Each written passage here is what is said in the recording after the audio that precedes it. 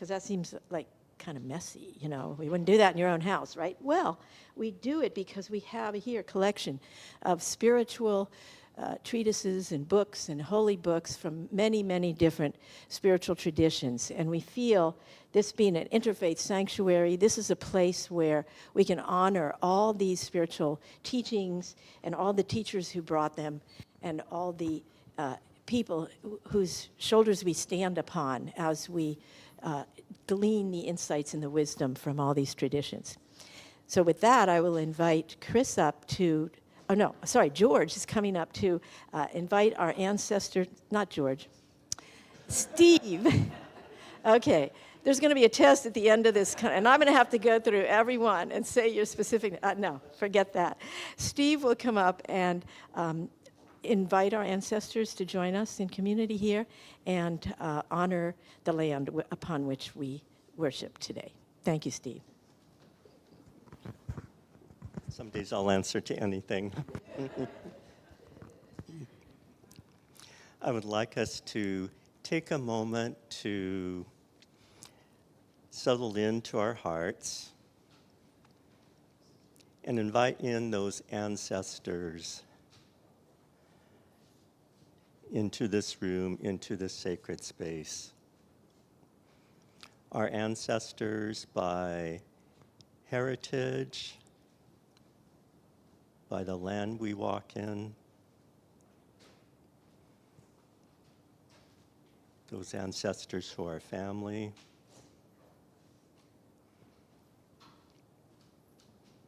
all those ancestors who support us on our path. We invite you in today to our service.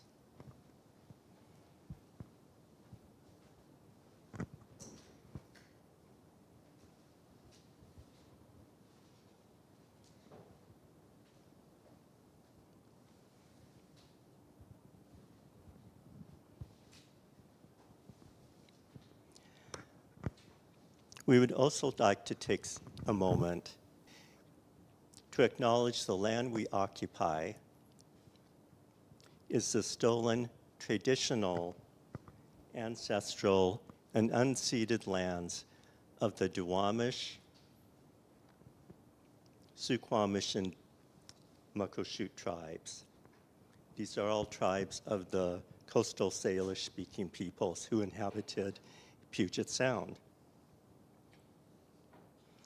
We are grateful to them as the past, present, and future caretakers of this beautiful land, which we do not own, but which we call home.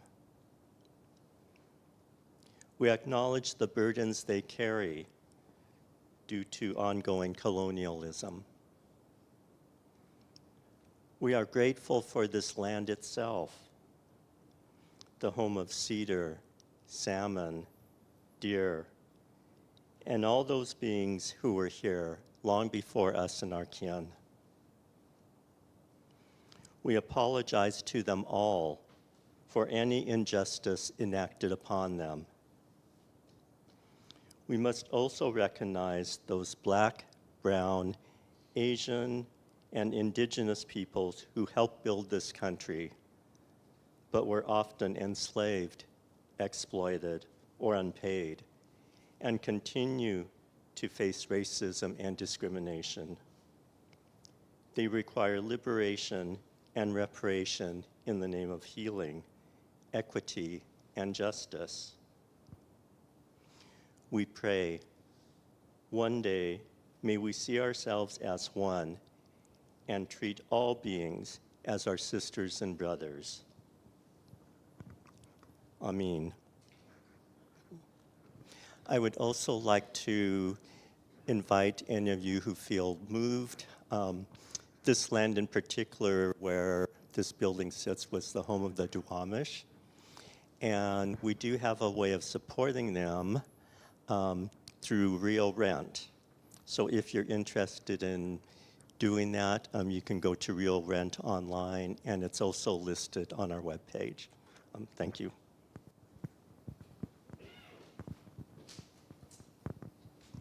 Thank you, Steve.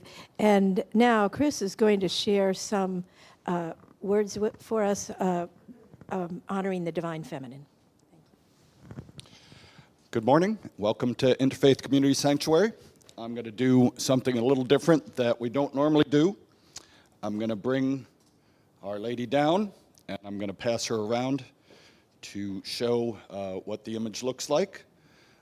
Because earlier this week was the anniversary and her feast day. Starting on December 9th, she began to appear to a Mexican peasant, I'm going to say, ancestor of the Aztec people, Juan Diego. And Juan Diego never felt himself worthy of observing such a holy image, and sort of didn't discount it, but tried to avoid it for several days. And she actually pursued him to let him know that he was the one to deliver the message that she deserved honor and praise.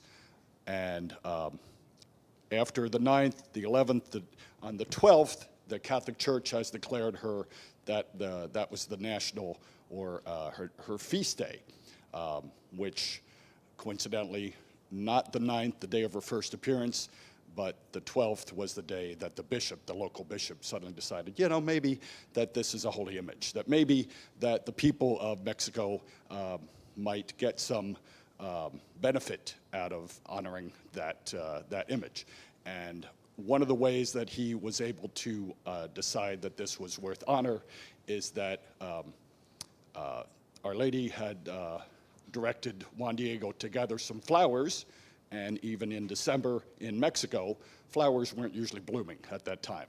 But he gathered up the flowers in his thing they called a tilma. It's a long garment made of the same thing that they make tequila out of, aguaya leaves and things. And he gathered up the flowers, walked into town with this for the bishop, and dropped it at the bishop's feet, and the flowers were still blooming for the bishop to observe. So he decided that this was something to be honored. So I'd like to read, Our Lady of Guadalupe there is Mother of all the Americas. She's also honored in Poland and in the Philippines. And I wanted to read a part of a short prayer to honor the Divine Feminine in her image today. Mother of mercy, teacher of hidden and silent sacrifice, to you who come to meet us, sinners, and we dedicate on this day all our being and all our love. We also dedicate to you our life, our work, our joys, our infirmities, and our sorrows. Grant peace, justice, and prosperity to our peoples, for we entrust to you your care, all that we have and all that we are, Our Lady and Mother.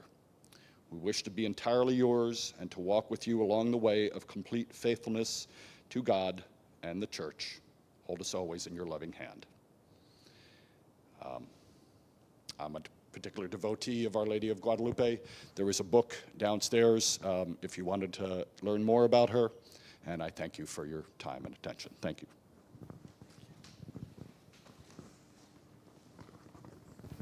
She's right.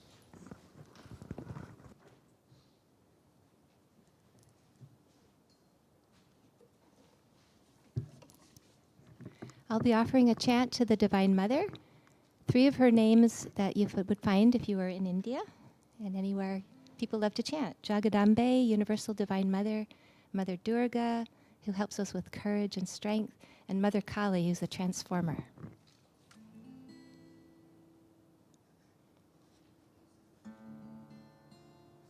Oh, Ma.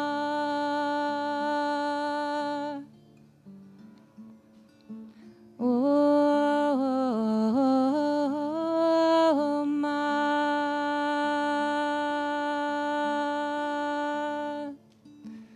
Oh, Ma.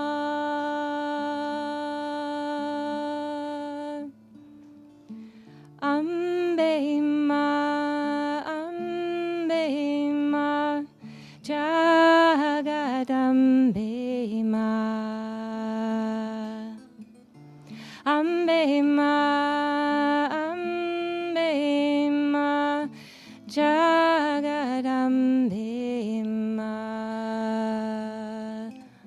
Ambe ma, ambe ma, Jagadambe ma,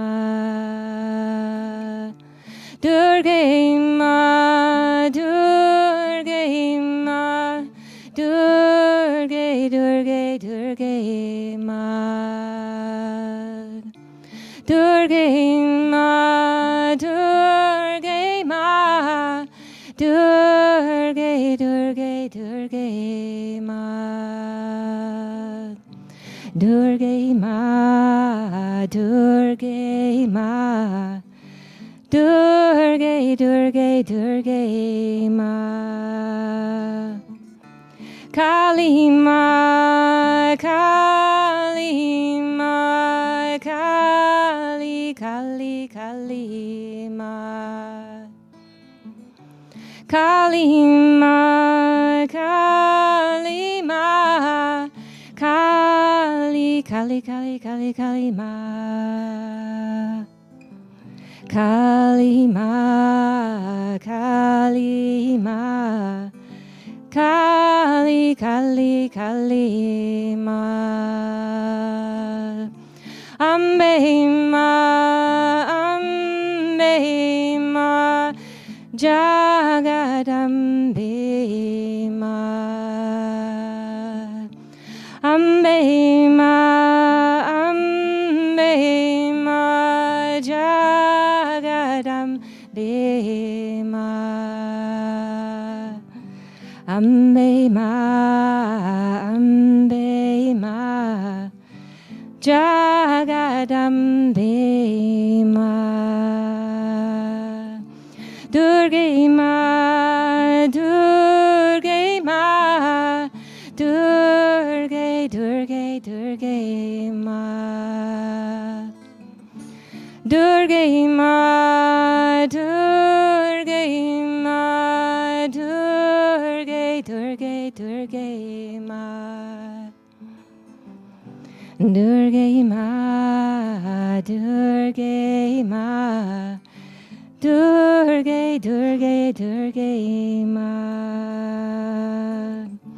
Kali ma, Kali ma, Kali, Kali, Kali ma, Kali ma, Kali ma, Kali, Kali, Kali ma,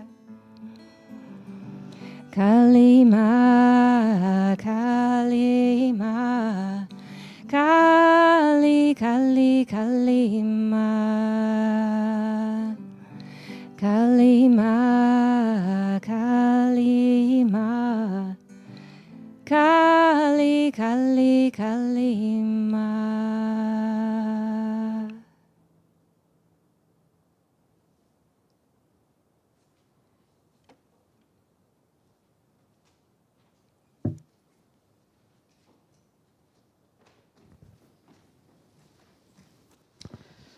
Thank you so much, Sister Ayla. In fact, let's go like this to Sister Ayla. Well, thank you, thank you, thank you. So once again, my dear friends, a very, very heartfelt welcome to you. You know, being a chant junkie, as I always say, let's do a chant. And we know that when we praise God, in any chant that you do, all the sages say, God doesn't become holy, Spirit doesn't become holy, we become holy. Allahu Allah, Allahu Allah, Allahu Allah, Allahu Allah, Allahu Allah, Allahu Allah. Just the beloved women, please.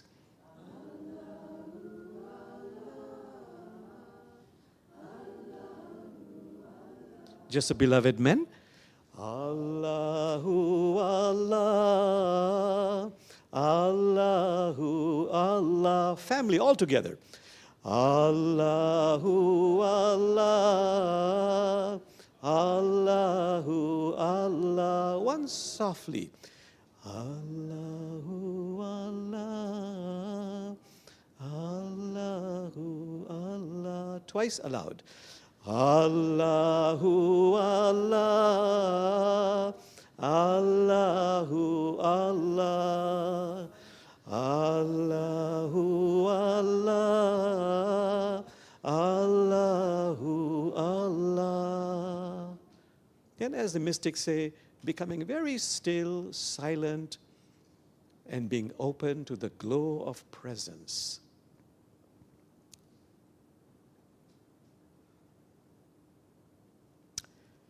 Thank you, my dear friends. So today, some reflections on this wonderful divine vibration called dedication. So if you look in the dictionary, what is dedication? It's about a commitment to really focus one's time, energy on some purpose that is meaningful. So I ask myself, I ask you, can you think of a time in your life when the fire of dedication really burnt in your life? It sparked something. For me, no hesitation at all, and something I talk about all the time. When my parents passed away, my mother unexpectedly, and then 7 days my father passed away of a broken heart, that woke me up. It woke me up. And it made me realize, and I love metaphors, I love poetry, to look at life in a more deep, profound way. So those words of Hafiz, something missing in my heart tonight has made my eyes so soft, my voice so tender, my need for God absolutely clear. So, as I always say, I moved in understanding that poetry from a knowledge of the tongue to a knowledge of the heart. Or that poetry by Tagore, suddenly, after my parents passed away, I looked at the same poetry I had probably read over 1,000 times when Tagore says, I spend my days and nights stringing and unstringing my instruments.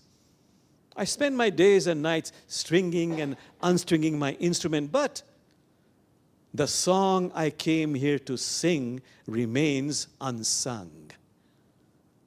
The song I came here to sing remains unsung. So ponder on this. What is the song you're not singing in your life? That you're not dedicating your time, your energy to?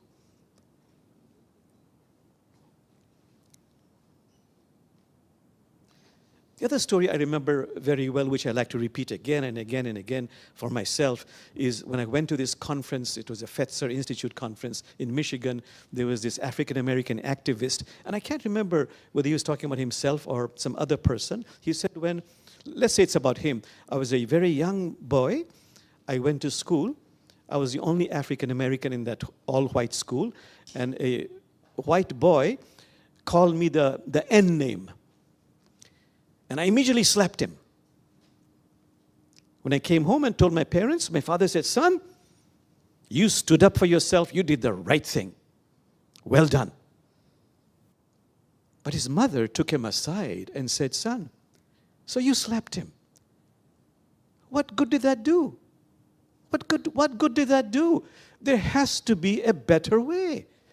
There has to be a better way. Those words, there has to be a better way, splashed in his heart. And he became a peace activist. He dedicated his life to finding a better way.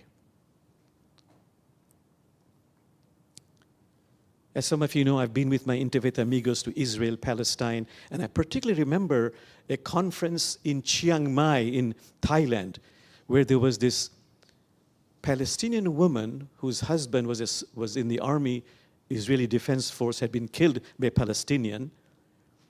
And she was working with a young man, a Palestinian, I remember his name, Ali, very common name, very young, whose brother had been killed by the Israeli Defense Forces, and they had gotten together and they had dedicated their time, their energy to really, rather than blaming this side or that side, working relentlessly to bring the two sides together. In Israel, Israeli parents meeting Palestinian parents whose children have been killed by Israeli Defense Forces, Palestinian militants. When they get together and dedicate their time and energy for the sake of peace, for a higher cause, that is so meaningful. By the way, it doesn't have to be dramatic. It can be dramatic in different ways. As a counselor, I remember this mother who came to me for what? For smoking cessation. And after a few weeks, we did some sessions. She said, thank you so much, Jamal, but I don't need your services anymore. I have stopped smoking. And I said, wow, really? Just few sessions? Because I know that's very difficult. Smoking cessation is one of the hardest issues to deal with. She said, yes. I said, what happened? She said, I have 2 daughters, and they were playing, and I was observing them. And one daughter picked up a pencil and put it in her mouth and said, I am mom. And she went, Pff. And she said, just that sight, that witnessing my child doing that, imitating me, it broke my heart. And from that time on, I decided I am going to dedicate my life to being a model of a mother. And she immediately stopped smoking. Or the father who came to me, another father, a man who came to me, he said, I have a drinking problem. That's also difficult.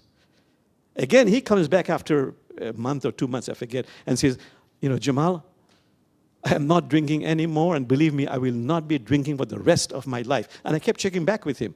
He stopped drinking. What happened? He said, yes, I drink, but he loved his infant daughter. And once, even though he was drunk, he picked up his infant daughter, and in a nanosecond, he saw that his infant daughter, smelling his bad, foul breath, she grimaced her face, but then immediately after that, smiled to please her father. And just that sight of his beloved infant daughter making the feeling so repelled by that foul smell of the alcohol, that touched his heart so deeply. He said, I'm going to become a father, a model father. I will not drink, among other things. Dedicated his life. So these are all wonderful stories. What story do you have about your life? About stories you've heard from others that makes you a seeker, makes you somebody who has dedicated one's life to becoming a better, more complete, more developed human being, more Christ-like, Buddha-like, Elohim-like, Allah-like, Krishna-like. Just be with that for a few moments.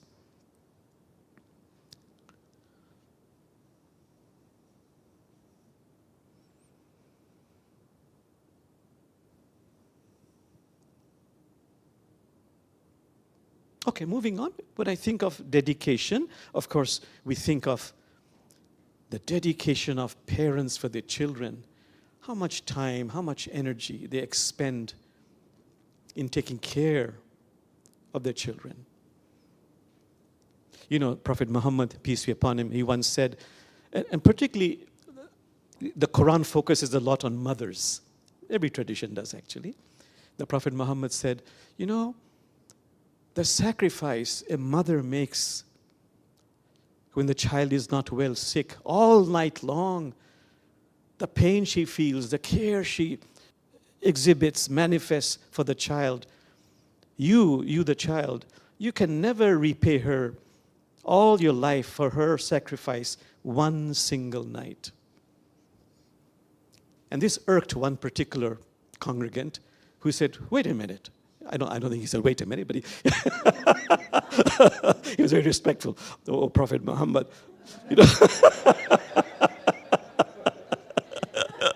I have an infirm mother. What if I carried my mother on my back, literally and metaphorically, my whole life? Would I not be repaying my mother? And the Prophet Muhammad replied, but listen to this. Your mother took care of you, sacrificed, so you might live, waiting for you to live.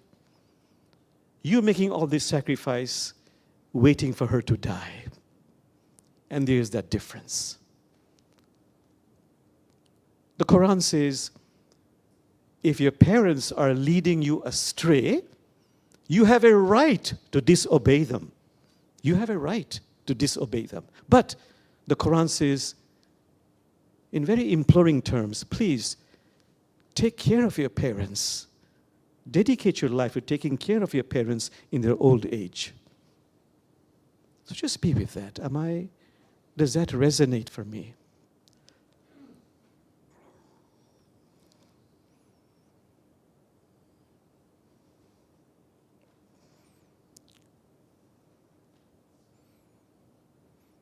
Okay, moving on about dedication. When you think of dedication, being dedicated to a teacher. And that's beautiful. Dedication to a teacher. But the two verses that really resonate for me, one is the true teacher, the authentic teacher, is someone who kindles the light. The oil is already in the lamp. The true teacher kindles the light. The oil is already in the lamp. And the second one is, it is no credit to your teacher or to your guru or to your master that you sit by his or her feet forever. It is no credit to the guru or the teacher or the master that you sit by his or her feet forever. Get in touch with your own inner teacher. There's a beautiful, powerful, divine inner teacher within you. Also, the true teacher kindles the light. The oil is already in the lamp. Just be with that.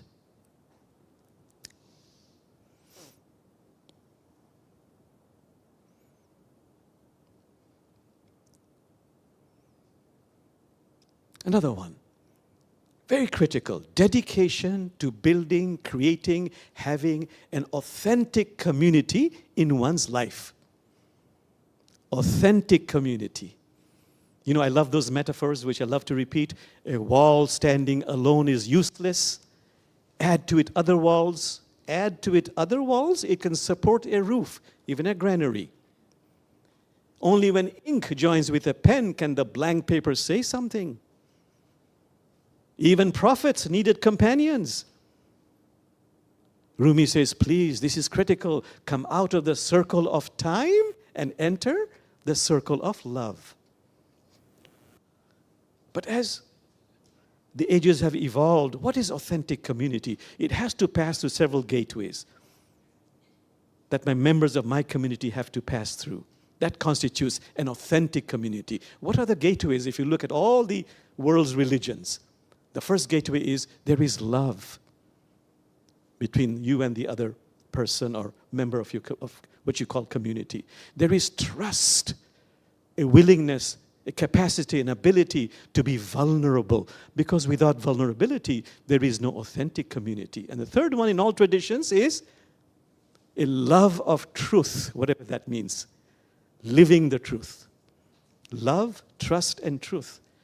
And what is critical is, these days, as time has evolved, a real community goes beyond the confines of my tribe, my race, my culture, my religion, my political views.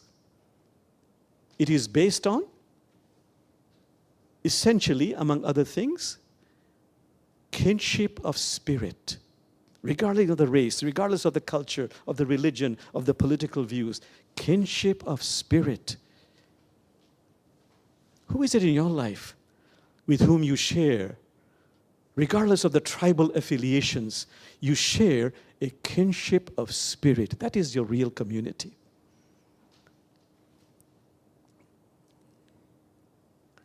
By the way, I just thought of something when I talked about kinship of spirit. I remember in one particular community, meaning we were discussing, and one question arose. It was a spiritual community, that can you talk about some incident in your life that motivated you to become a better human being? We said, what does that mean?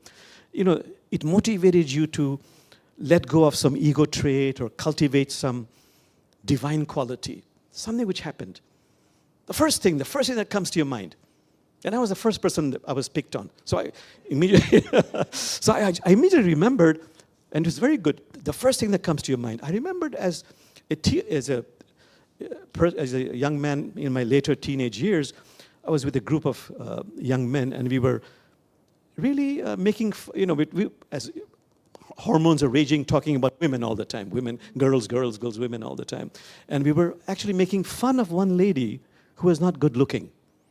She was not, quote unquote, hot. And we talked about that. Unknown to us, that young girl was listening. She was behind a wall or somewhere, and she confronted me. And she talked to me. And she, I remember her words very clearly. Jamal, I did not create myself. I wish I was more beautiful. I didn't create myself. And the pain and the tears, that really had a deep impact on me. You might say changed my life in the sense that, Jamal, what are you doing? Why do you gossip? Why do you even listen to gossip? And what is beauty? So those words I had read before, later on as time went on, those words by the Buddha about gossip. Dwelling on your brother's or sister's faults multiplies your own. That resonated. Dwelling on your brother's or sister's faults multiplies your own. Or the one by Rumi, which I try to practice. Veil the faults of others. Veil the faults of others so yours might be veiled. Veil the faults of others so yours might be veiled. And then, when she cried and cried, I began to ask myself, what is beauty? What is really beauty? And until I came to Rumi's understanding of beauty, or what he calls the real beauty is the divine spark in the other. That's real beauty. The Christ nature, Buddha nature, Elohim nature. That's real beauty. And then Rumi writes about, in different poetry, about why is it we don't quite appreciate, connect with, become aware of, become mindful about the divine spark in the other. He gives 2 or 3 reasons. One is, he says, because we are conditioned in our life to focus on the outer reality, we miss out on the inner reality. How much money the person has, titles, good looks, this, that, what family comes from. We forget, or we are unmindful of the inner reality, the capacity to be loving, forgiving, gracious, generous. That's one. The second one was, Rumi says, it's because we received our divine spark for free. From spirit or whatever you believe in, we received our divine spark for free. And Rumi adds, does someone who inherits wealth really appreciate the value of wealth? No. We take our divine spark for granted. And number 3, Rumi says, it's okay, Brother Jamal, it's okay if you don't quite understand this, because this is the purpose of life. Foredoomed to forget, so you might remember. Foredoomed to forget, so you might remember. Foredoomed to slumber, so you might awaken. I awakened a little bit when this young lady confronted me and talked to me. Can you think of an example in your life that woke you up in that sense?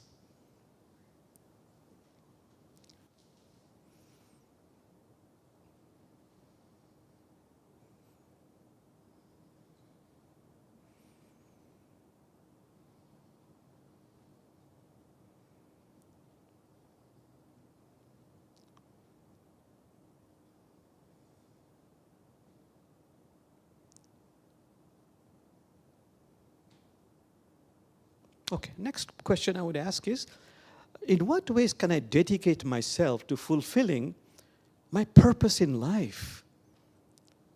In what ways can I dedicate myself to fulfilling my purpose in life? Why am I here? how do I dedicate myself to fulfilling that? If you look at the Hindu tradition, I find it very useful. In the Hindu classification of life, there are, just in a very broad way, 4 stages of life. Student, as you grow older, a householder. When you become old like me, a person in the forest dwelling stage. And the 4th stage is sannyasin. You become a spiritual aspirant. Meaning, when you're born and you grow up, the focus is on learning. You want to learn. Then you become a householder. Hopefully you get married, or if you don't want to get married, whatever you do, you've experienced life. Difficulties, trials, tribulations, ups and downs, mother-in-law problems, father-in-law problems, children, managing life, balancing life, very difficult. Then a 3rd stage comes when you get older, you have managed a few things, your children are settled, then you begin to, the forest dwelling stage, it was actually both literal and metaphorical. Husband, wife, after having fulfilled their earthly duties, would actually retire in the forest and then begin to ask themselves, what was all this about? What was it all about? All these difficulties, getting married, having this problem, getting a job, not having a job, fighting for higher titles, promotions. What was it all this about? And the 4th stage is you become a spiritual aspirant. You realize, I really have to focus on the mystery of life and death. So, if you look at all that entire umbrella of the stages of one's life, and if you look at all the different traditions, they say, how do we become fulfilled in life? 2 things. If you have to summarize, one is I become fulfilled in life, I become content, I become happier in life. If I, number 1, I do everything to become a better human being, more complete, more evolved as a human being. And the other one is, I become more happy, more fulfilled if I am of authentic service to God's creation. So the first part, no matter what I'm doing in life or not doing, it is really about transforming my ego from a commanding master into a personal assistant. It's about purifying my heart. It's about opening my heart to create inner spaciousness. So if I have to think of one particular summary of that, I would say the Prophet Muhammad, who said, you know, Jamal, daily, every minute, every hour, every week, every month, every year, for a lifetime, you're making choices because you have free will. And at every moment that you make choice, you're either ennobling, enriching your soul, or diminishing your soul. Closing your heart or opening your heart. Evolving in different stages. Okay, second one is being of service. That's why I love that poetry by Rumi. Jamal, be a lamp, a lifeboat, or a ladder to God's creation. Be a lamp, lifeboat, or ladder to people in your life, to creation. And then there are gateways. Very quickly, the first gateway is, I'm taking from the Quran, give freely if you're giving. Real service is giving freely of what you love. Number 2, to those who ask, those who cannot ask. Number 3, if you can, Jamal, be of service quietly. No need to make a show, if possible. And number 4, the most important one, by the way, in all traditions, in your giving, in your service, being a lamp, a lifeboat, or a ladder, can you be of service without attachment to the fruits of the service, to the prestige it brings me, the respect it brings me, the money it brings me, the titles it brings me. That is the key. And if I do that, you will find, as Desmond Tutu and the Dalai Lama have said in their book, repeatedly in the Book of Joy, if only you knew this, that if you are of authentic service, you will experience joy, happiness, contentment, fulfillment. That's why I love the words of Rabindranath Tagore, the 20th century Indian poet. I hope some of you know it by heart. I slept and dreamt life was joy. I slept and dreamt life was joy. I awoke and found life was service. I served and lo, service was joy.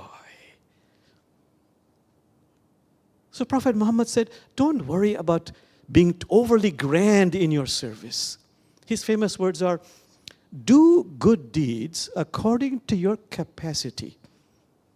God never tires of giving rewards unless you, Jamal, you tire of doing good deeds. The good deeds most loved by God, the good deeds most loved by God are the ones that you do regularly, no matter how small they are. So my question to you and to me is, what are some good deeds you could be doing regularly, no matter how small they are? Think about it.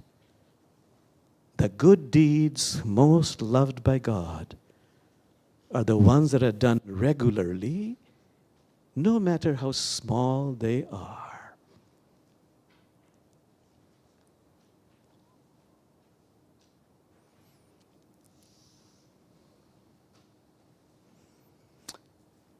I'm looking at the time, and I'm thinking, Jamal, if you really dedicated to being good, keep it short.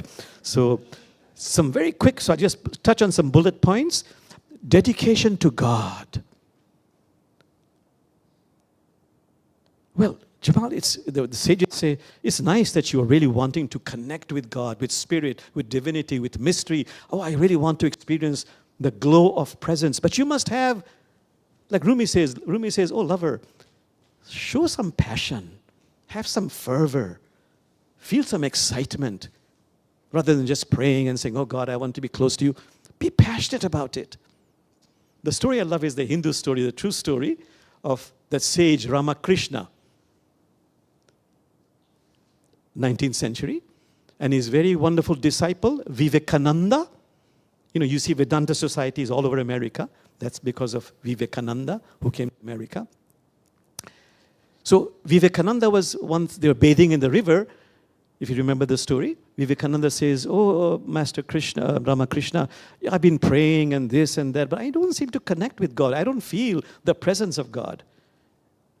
What did Ramakrishna do? He was strong. He took hold of Vivekananda and dunked him inside the water.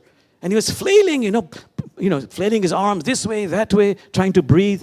And finally let him go and said, Vivekananda, please don't get angry or before you get angry at me, when you desire God, just as you are yearning for God, if you can have the same yearning like you had the yearning for breath, God will appear to you.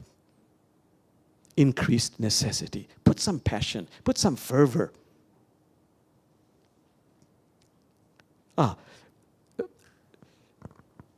Dedication to one's holy book. I'm saying that because I remember I wrote it down.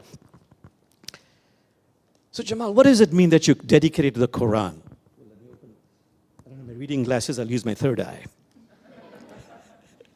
It says, Jamal, don't tell people how much of the Quran you have memorized. Let them see the Quran in your actions. Feed the hungry, clothe the needy, be merciful to the orphans, forgive those who have mistreated you, and be good to your parents. Jamal, it's not about how far you have reached into the Quran. It's really about how far the Quran has reached into you. Just be with that. What is my relationship with my holy book? Okay, I'm looking at the time, so I'll really bring it to an end. Interfaith, dedication to interfaith, means many, many things. We keep on saying interfaith is not about conversion, it's about completion, being a more developed, complete human being. Houston Smith says this is interfaith. You can look at the Quran from one angle, but if you study other traditions, you can look at the Quran from different angles. Also, have a more complete understanding of your own holy book. The beauty of interfaith. I just did a program the other day with a wonderful center in New Zealand. I think it's called Hobart, New Zealand. And you can Google it. I think it's called Center for Interspiritual Peace. They do wonderful work. Center for Interspiritual Peace. And they had a saying in the website that said, I didn't write it down. He said, interfaith is not about, come and please listen to my faith. Listen to what I have to say about my faith. That's not really interfaith. Interfaith is please come and please tell me about your faith. Because I want to learn. I want to grow. I want to become a better human being. That's real interfaith dialogue.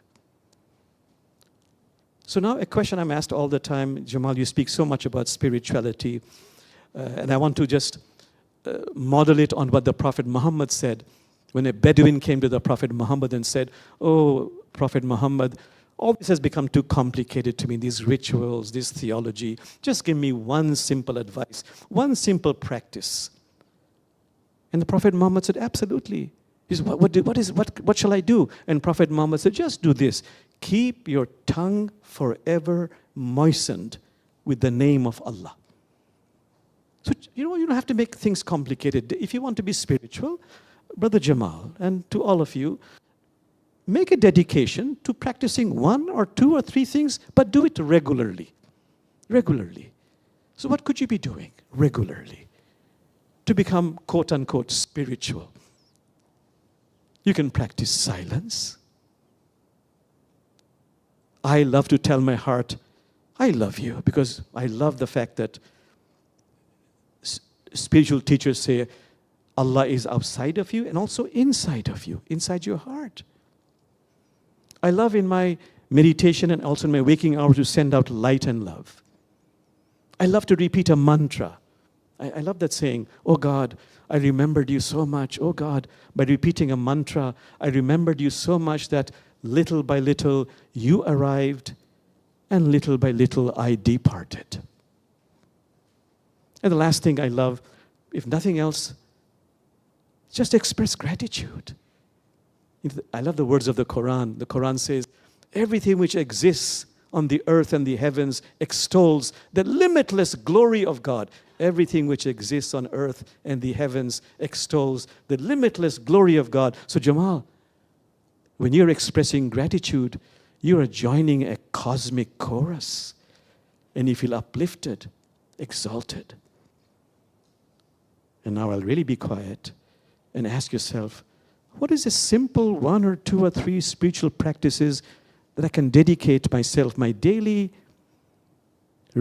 routine to be doing? Just be with that for a few moments.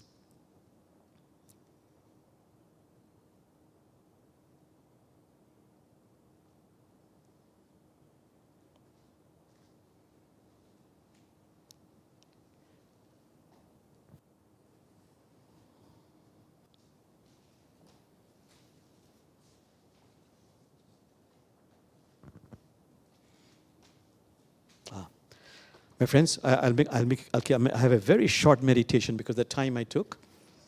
So just close your eyes if you don't mind. Focus on your nostril.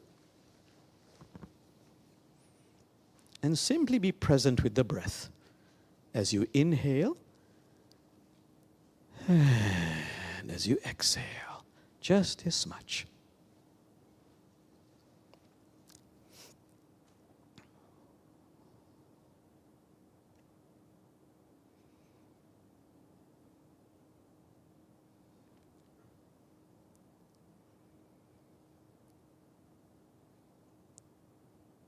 And now letting go of this. And this time focusing on the base of your spine, the sacrum area, the first chakra. Chakra in Sanskrit means wheel-like opening. And as you focus on that first chakra at the base of the spine, make an intention to send a beautiful cord of divine light from the first chakra going down, way down, deep, deep, deep into Mother Earth, connecting us to the womb of Mother Earth. Feeling centered, rooted.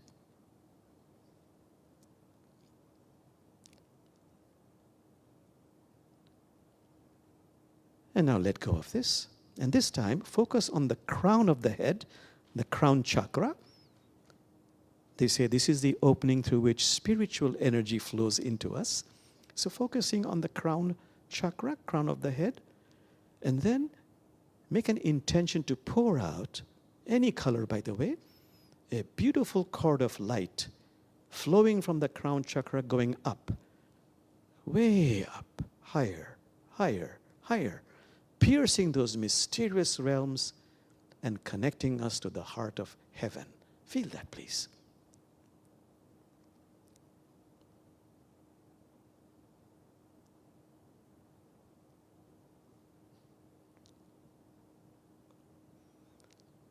Letting go of that.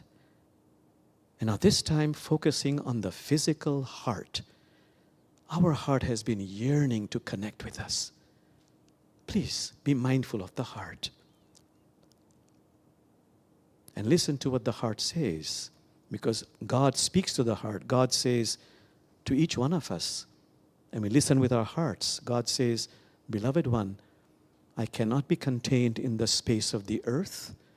I cannot be contained in the space of the heavens, but I can be contained in the space of the pure, loving heart. Spirit is outside of us and also inside of us, in our heart. So what a beautiful practice it is, the mystics say, to focus on the heart in your meditation as also in our waking hours, and make an intention to pour out light and love from the heart in an outward, expansive direction. Try it, please. Focusing on the heart, the eternal wellspring of light, love, healing, and pouring out through intention light and love in an outward, expansive direction. Try it, please.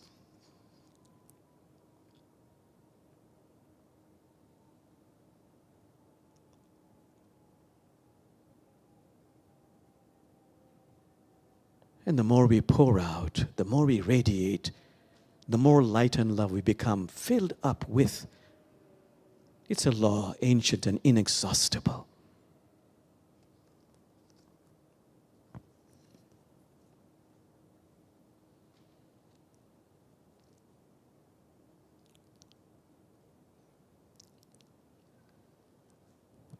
And now as we do a chant, let's come into awareness. Bismillahirrahmanirrahim.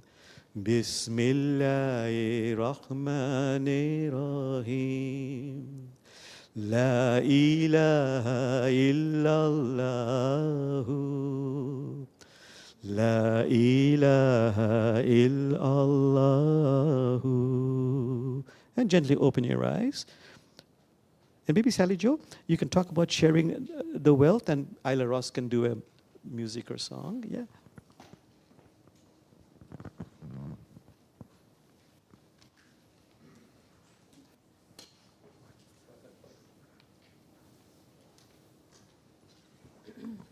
This is the time in our service when we pass the plate here in our wonderful sanctuary for people who wish to give some of their earnings to the upkeep of this historic building. And out online, we know people are giving through the website, Interfaith Community Sanctuary.org, where there's a donate button there. And we do appreciate all the generosity of our folks who give and share their wealth with the community and make it possible for us to keep the building up to safe standards and also to promote the programs that we do here and with other organizations. So we thank you for that.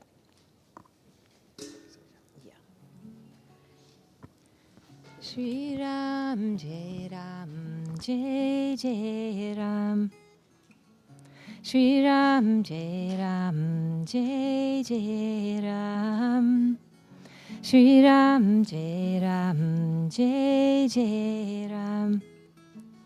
Shri Ram, Jai Ram, Jai Jai Ram.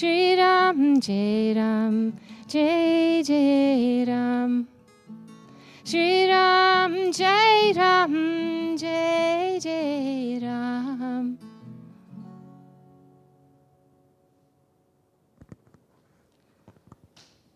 Thank you so much, Ayla. Thank you, thank you, thank you. Sally Joe's upcoming gatherings? Thank you. Thank you, Isla. And I'm remembering you have a special event coming up. Tell us, is it this Friday or next Friday? December 27th. It's a Friday evening, 7 p.m. We'll start with Qigong, just a few minutes, loving kindness Qigong, some chanting, and then a sound journey. So you're welcome to bring pillows and blankets, something comfy and cozy, and we'll have the chairs all around the perimeter. So we'll have room to do the Qigong, and then you can lay out or you can lay along the chairs. So December 27th, 7 p.m. Yeah, you're all very welcome. Yes, and Isla did some of this for yes, yes, but it's a special event, and we did a special had a little taste of it in one of our services recently, and so Isla has agreed to do that sound bath, where anyway, you'll love it. Right after this service today, downstairs, we have a potluck lunch, and we have goodies, we have baked goods. People donate time as well as money to this wonderful community, and many people have donated their time and their goods to create a little craft fair downstairs. And there'll be some jewelry, there'll be some mugs and some cards and things that people have created and made that are for sale, and the proceeds will benefit Interfaith Community Sanctuary and some of our members who need support for their medical costs. Lila in particular, who has been going through some difficult surgery that needs support. So we welcome you downstairs, and it's all by donation only. We're not charging anything for the goods, but you can decide what you need. Maybe you're invited to a party later today and you didn't bake anything for it and you wanted to, well, we have it for you all wrapped up and ready to go. We also have our Sunday service every Sunday, of course, at 10 a.m. And next Sunday, George Ramirez will be presenting the fourth Sunday. We're wrapping up our discernment for 2024. And as Jamal was talking about the concept of dedication today, and George will be giving us some practices around the dedication theme on the next Sunday. And then we have a fifth Sunday in December. We've been blessed with an extra Sunday, and we have decided to invite our wonderful, dear Bahia Ann Holmes Redding, who is the person who leads our Friday prayers in the Islamic tradition, and she will be presenting her take on the discernment, that because the Friday prayer group also works through our discernment every month, and she has wonderful insights that she will be sharing. Right, she's a scholar of the Bible as well as the Quran, and has a wonderful insight she will be sharing on the fifth Sunday. And Jamal and I will be hosting her that day as well. So those are our Sunday services. We have weekly classes. Every night of the week there's something going on, classes about Rumi poetry and the Native American medicine circle, the different meditation groups. We have a Thursday meditation group. We have Thursday evening, that's at 7 o'clock with George, sitting in silence. We have the Course in Miracles, which meets on Tuesdays. And many of these classes meet online. Some meet in Zoom, some meet in person, and some are hybrid. So please check our website for all the details of the time and how to get the Zoom links and how to participate in things that speak to you in particular and will help you to raise up your own spiritual consciousness. We also have a couple more special events that happen, only once a year. On New Year's Day, which happens to be a Wednesday this year, Wednesday, January 1st, from 2 to 3:30 here in the sanctuary, we have Creating Sacred Intentions for 2025. And everything that Jamal spoke about today feeds into that program on the January 1st, which will be thinking about what do we want to go into the new year? What sorts of sacred intentions are we going to bring into the new year? So Jamal Rahman will be speaking, Pastor Dave Brown will be speaking, and I will be there too, joining in my little 2 cents, whatever that turns out to be. Event we've been having for decades, actually. Every year since my hair was black, we've been doing this program. The only gap was during the pandemic. And we used to have a full house, sometimes overflowing actually. But let's see what happens. This is on New Year's Day. Yeah. Okay, right. And it seemed like was there another? Well, 2 o'clock to 3:30. We'll have the event up here, 2 o'clock, and there'll be a little reception downstairs, tea, coffee, snacks. We'll see. We do have flyers out here. Yeah, there's a flyer for that. And will also be live streamed, thanks to, I think Zach is going to live stream that for us. Thank you so much, Zach. That's a special event, and we had a special request from people in other parts of the country or world. There's a national organization called Alignment that has said they would love to to witness this program, because it's not Zoom exactly, it's just watching it. It's a live stream event, but we do appreciate that when we can get that in. So, in case I've forgotten anything, does anyone have anything to add about special events? We have a busy calendar, so please take a look. Yes, I mentioned sitting in silence on Thursday. Yeah. On the 21st. Wait, let me give you. I mean, I can talk loud, but. Oh, yes, of course. On the 21st at Carkeek Park and online, Gathering Ground is doing a winter solstice event. And so we're going to have a big bonfire, some marshmallows, and then looking at the change of the seasons and our relationship with nature and each other. So what time is 3:30 to 5:30? Yeah, it's going to be 3:30 to 5:30, and if you're interested, if you could come to me and give me your email, because we are, like, if it is raining, we'll be indoors, but hopefully we'll be at a bonfire at Carkeek, and online too. You can join from Zoom. Okay, and that's the shortest day of the year. So 3:30 to 5:30, it'll be already getting. It'll be sunset at Carkeek Park. Okay, so give your address. Tell us your name. Hold up your hand so we can find if you want to give your email address. I'm Kieran. Kieran will take your address your email address if you'd like to get a reminder on that. And we are very pleased to be part of that. So. I think that's all the announcements at the moment, and so we'll we'll ring the bell. No, just goodbye to people. Oh, I know, but that's what Yeah. Okay, my friends, so we'll bring this part to an end. We want to say goodbye to all those people online. Bye-bye, sayonara. Thank you so much for being with us.